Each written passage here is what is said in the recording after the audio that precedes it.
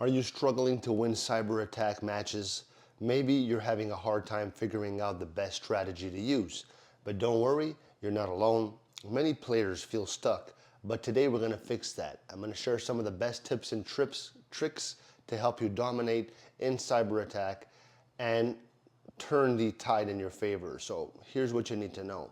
First, you're going to focus on using the right classes like the M4A1 assault rifle. This weapon is perfect for both close and long range fights.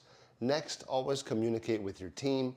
Callouts are key for coordinating attacks and defenses. Don't forget about equipment. Claymores are great for defending bomb sites. Also, try to master the dead silence perk for sneaky movement, and always keep an eye out on the Defuse timer. Lastly, positioning is everything. Always take high ground or hard to reach spots for better visibility, all right? Now, are you ready to become a cyber attack pro? If you are, listen, leave me a like, leave me a comment, love you.